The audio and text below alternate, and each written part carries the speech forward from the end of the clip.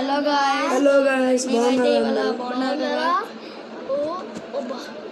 Hi guys, గుర్తున్నాడు కదా? ఇవాళైతే మనం horror story చెప్పుకుందాము. Horror అనమాట, అంత హారరే.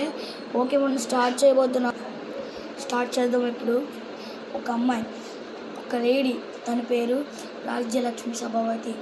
తను 1997లో పుట్టి 2012లో పెళ్లి చేసుకుంది. అలా చేసుకున్న తర్వాత ఒక 5 years తర్వాత తనకి చాలా ప్రాబ్లమ్స్ వచ్చాయి. అంటే జాబ్ పోవడము, తన హస్బెండ్ తను అలా కొట్టడము, అలా జరుగుతుందన్నమాట. ఒక 5 years, ఆ 5 years అయ్యాక తను యక్షిణీ సాధన అంటే జిన్నులు ఉంటాయి.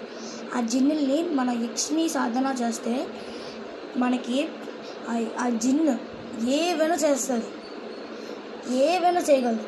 మన ప్రాబ్లమ్స్ తీర్చడం, అలాగా ఏమైనా చేస్తుంది.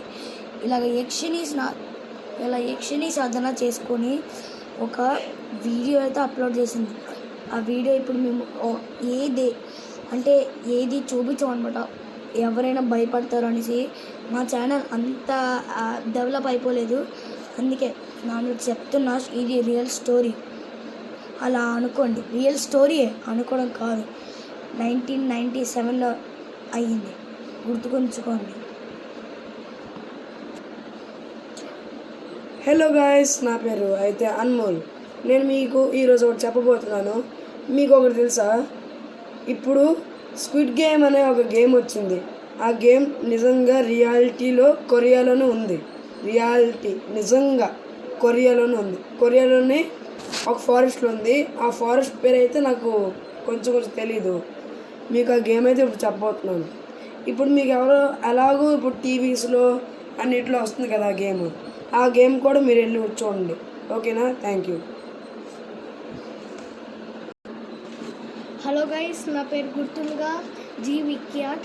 ఈరోజు మీకు రియల్ హారర్ ఇన్సిడెంట్ అయితే ఒకటి చెప్తున్నా. అది యూఎస్ఏలో జరిగింది. ఒకసారి ఒక ఇంట్లో వైఫ్ అండ్ హస్బెండ్ ఉంటారు. వాళ్ళ పేర్లు అయితే నాకు అంత క్లారిటీగా తెలీదు. ఒక అమ్మాయి, వాళ్ళ పిల్ల, వాళ్ళ కూతురు, ఆమె పేరు ఆనియా. అమ్మ స్కూల్కి వెళ్తున్నప్పుడు రోజు వైఫ్ వాళ్ళ హస్బెండ్ రోజు బయటికి వెళ్ళి మళ్ళీ వచ్చి వాళ్ళతో గొడవ పడతారు. ఒకరోజు అయితే ఎక్స్ట్రీమ్గా గొడవ జరిగింది. దాంట్లో అయితే ఇద్దరు కొట్టేసుకున్నారు. అప్పుడు హస్బెండ్ అయితే వైఫ్ని చంపేశారు. ఇంకా ఆనియా ఎప్పుడు వస్తుందని చూసి ఇంకా అక్కడ గార్డెన్లో ఆమెను పాతేశారు.